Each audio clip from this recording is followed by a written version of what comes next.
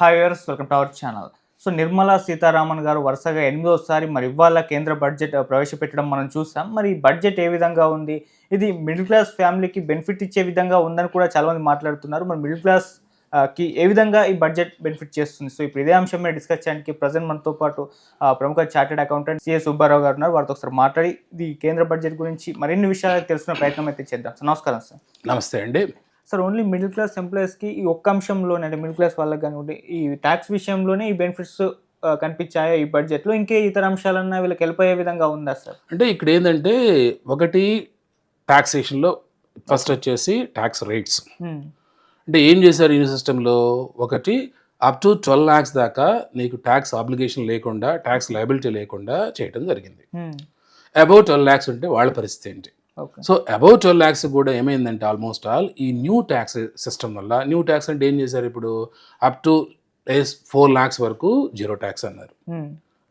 4 lakhs నుంచి 8 lakhs వరకు 5% tax అన్నారు. ఓకే. 8 lakhs నుంచి 12 lakhs వరకు is 10% ట్యాక్స్ అన్నారు. హ్మ్. 12 to 16 lakhs వచ్చేసి 15% అన్నారు. ఓకే. 16 to 24 lakhs వచ్చేసి is 25% అన్నారు. హ్మ్. అబౌవ్ 24 lakhs వచ్చేసి 30% అన్నారు. ఓకే. ఈ ప్రాసెస్లో ఏమైందంటే స్లాబ్ రేట్స్ మార్చడం వల్ల ఈవెన్ 12 lakhs అబౌవ్ ఉన్నా, అప్ టు 12 lakhs దాకా నాకు ట్యాక్స్ ఏమి ఉండదు. 12 lakhs అబౌవ్ ఉన్నా కానీ ఏమవుతుందంటే వాళ్ళకి ఆ రిబేట్ అనేది, ఆ ట్యాక్స్ రేట్స్ తగ్గటం వల్ల ఆ అడ్వాంటేజ్ వస్తుంది అనమాట. ఓకే. సో అడ్వాంటేజ్ వల్ల ఏమొస్తుంది, నార్మల్గా ఒక ఎంప్లాయీకి సపోజ్ సే ఆయన రెమ్యునరేషన్ కానీ ఆయన ఇన్కమ్ కానీ 12 lakhs క్రాస్ అయితే ఓకే. అప్ టు 12,75,000 దాకా ఉంటే స్టాండర్డ్ రేషన్ ఉంటుంది కాబట్టి వాళ్ళకి ట్యాక్స్ ఉండదు. 12,75,000 కంటే ఎక్కువ ఉందనుకోండి, అప్పటి కూడా ఈ చేంజ్ రేట్స్ వల్ల, ట్యాక్స్ రేట్స్ వల్ల ఏమొస్తుందంటే వాళ్ళకి హ్మ్. అప్ టు 50,000 నుంచి 1,10,000 మ్యాక్సిమం దాకా ఓకే. లాస్ట్ ఇయర్తో కంపేర్ చేసుకుంటే ట్యాక్స్ బర్డెన్ తగ్గుతుంది. ఓకే. అంటే ఇది ఏదో ఓన్లీ అప్ టు 12 lakhs వరకు ఉండే ట్యాక్స్ పేయింగ్ అసీస్కే కాదు, హ్మ్. అబౌవ్ 12 lakhs ఉండే వాళ్ళకి కూడా ఇది ఏమవుతుందంటే 50,000 నుంచి 1,10,000 వరకు మ్యాక్సిమం ట్యాక్స్ రిడక్షన్ అనేది కంపేర్ టు ప్రీవియస్ ఇయర్ వస్తుంది కాబట్టి డెఫినెట్గా ఇది ఒక మూవ్. సో ఇది ట్యాక్స్ రిఫార్మ్ అనుకోవాలి మనం. Okay sir. ట్యాక్స్ రిఫార్మ్ అనుకోవాలి. దీంతో పాటు మీరు అడిగినట్టు హ్మ్. ఇంకా ఏంటి, హ్మ్. ఇంకేం చేశారు, ఇంకేం చేసినప్పుడు ఏది తీసుకోవాలి, ట్యాక్స్ టీడీఎస్ అంటే ట్యాక్స్ డిడక్టెడ్ సోర్స్ అంటారు నార్మల్గా. ఈ టీడీఎస్ అనేది, ఈ కాన్సెప్ట్ని ఎట్లా అర్థం చేసుకోవాలంటే నార్మల్గా మనం ఏం చేస్తాము, ఈ సంవత్సరం నాకు ఇన్కమ్ వస్తే 24-25లో నాకు ఇన్కమ్ వస్తే నేను ఏం చేస్తాను, దీన్ని నెక్స్ట్ ఇయర్ 31st July లోపల నేను ఇన్కమ్ ట్యాక్స్ రిటర్న్ ఫైల్ చేసి ట్యాక్స్ ఏమైనా ఉంటే కడతాను. అంటే నాకు ఆదాయం ఈ సంవత్సరంలో వస్తుంది, బట్ నేను ట్యాక్స్ ఎప్పుడు కడుతున్నాను నెక్స్ట్ ఇయర్లో కడుతున్నాను. ఓకే. సో ఈ ట్యాక్సేషన్ ఏమవుతుందంటే గవర్నమెంట్కి డిఫర్ అయిపోతుంది. ఈ సంవత్సరం రావాల్సిన ట్యాక్స్ నెక్స్ట్ ఇయర్ వస్తుంది. అందువల్ల గవర్నమెంట్ ఏం చేసిందంటే నీకు ఎప్పుడైతే ఆదాయం వస్తుందో ఆ ఆదాయం వచ్చినప్పుడు నువ్వు కొంత ట్యాక్స్ అనేది అడ్వాన్స్ ట్యాక్స్ కట్టు. నువ్వు ఒకవేళ కట్టకపోయినా కానీ నీకు ఎవరైతే ఆ ఇన్కమ్ పే చేస్తున్నారో ఆ పే చేసేవాళ్ళు కంపల్సరిగా నీకు కొంత ట్యాక్స్ తగ్గించేసి దాన్ని గవర్నమెంట్కి కట్టేస్తే గవర్నమెంట్కి ఏమవుతుందంటే ఎర్లీ రికవరీ ఆఫ్ ట్యాక్స్ వస్తుంది అనమాట. ఓకే. ఆ ప్రాసెస్లో దాన్ని ఏమంటారంటే టీడీఎస్ అంటారు. సపోజ్ నేను ఒక కంపెనీలో ఉద్యోగం చేస్తున్నాను, ఓకే. నాకు శాలరీ వస్తుంది, హ్మ్. నేను ఎంప్లాయీని, నాకు శాలరీ పే చేసేది ఎవరు, ఎంప్లాయర్. హ్మ్. అంటే నాకు ఇన్కమ్ ఎక్కడి నుంచి వస్తుంది, ఎంప్లాయర్ నుంచి వస్తుంది. అవును. అంటే ఇక్కడ ఏంది, ఎంప్లాయర్ నాకు శాలరీ పే చేసేటప్పుడు నా శాలరీ మీద ఎస్టిమేటెడ్ ట్యాక్స్ ఎంత వస్తుందో క్యాలిక్యులేట్ చేసి ప్రతి మంత్ కొంత ట్యాక్స్ డిడక్ట్ చేసి దాన్ని గవర్నమెంట్కి కట్టాలి. దీన్ని ఏమంటారంటే టీడీఎస్ అంటారు, ట్యాక్స్ డిడక్టెడ్ ఎట్ సోర్స్. అంటే నా ఇన్కమ్ సోర్స్ ఎక్కడైతే ఉంటుందో ఆ సోర్స్ దగ్గరే మనం ఏం చేస్తున్నామంటే ట్యాక్స్ కలెక్ట్ చేస్తున్నాం కాబట్టి దీన్ని టీడీఎస్ అంటారు. ఓకే. ఇప్పుడు ప్రజెంట్ ఏంటంటే ఈ టీడీఎస్ సిస్టమ్ అనేది ఉంటాయి టూ బేస్. ఒకటి ఇన్కమ్ లిమిట్స్లో ఉంటుంది, రేట్ ఉంటుంది. ఓకే. అంటే అప్ టు 30,000 దాకా నీకు ఇన్కమ్ వస్తే నువ్వు టీడీఎస్ కట్టాల్సిన పని లేదు. హ్మ్.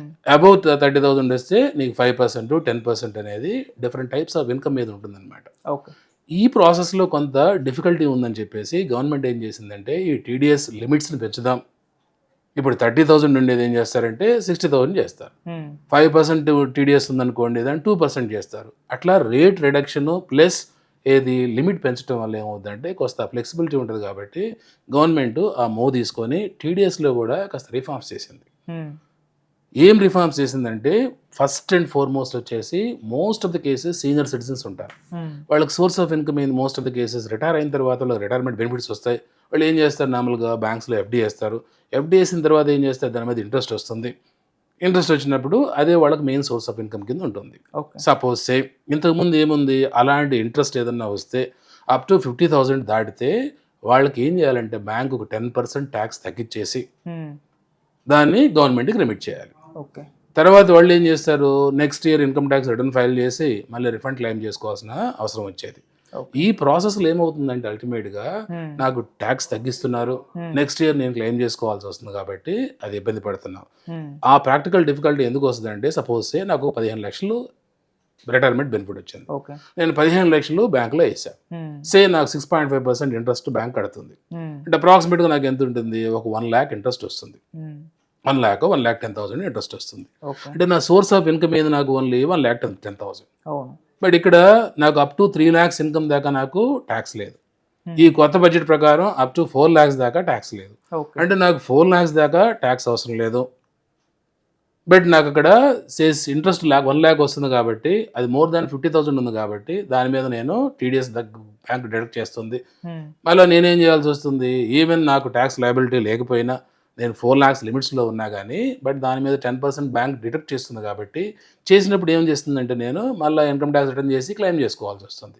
ఆ డిఫికల్టీని అవాయిడ్ చేయడానికి ఒకటి మేజర్గా దీంట్లో ఈ బడ్జెట్లో ఏం చేశారంటే, ఎవరైతే సీనియర్ సిటిజన్స్ ఉంటారో వాళ్ళకి ఇంతకుముందు 50,000కి టీడీఎస్ గట్టి చేసేవాళ్ళు, అప్ టు 50,000 వరకు టీడీఎస్ లేదు, 50,000 క్రాస్ అయితే టీడీఎస్ ఉండేదే.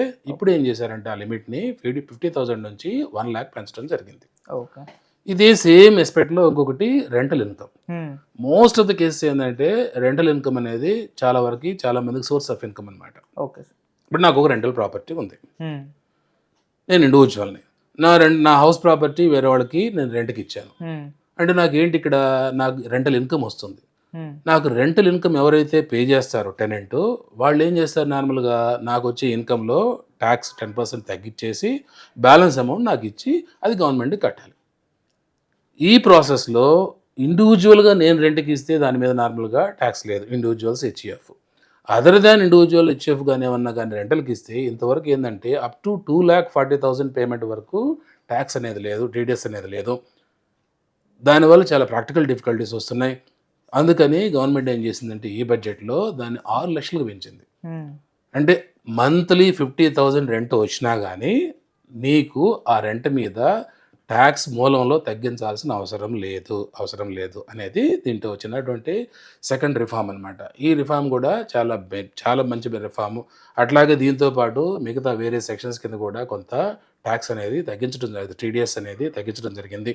ఇప్పుడు సపోజ్ ప్రొఫెషనల్స్ ఉన్నారు, ప్రొఫెషనల్స్ నార్మల్గా ఏంది టీడీఎస్ తగ్గిస్తారు, ఆ టీడీఎస్ తగ్గించేదాన్ని ఆ అమౌంట్ని కూడా పెంచేశారు. టీడీఎస్ రేట్ అయితే అట్లాగే ఉంచారు. అట్లా డిఫరెంట్ హెడ్స్లో వచ్చేసి అది టీడీఎస్ మీద చేయటం జరిగింది. ఇది ఒక second move. Right sir, thank you so much sir. Thank you.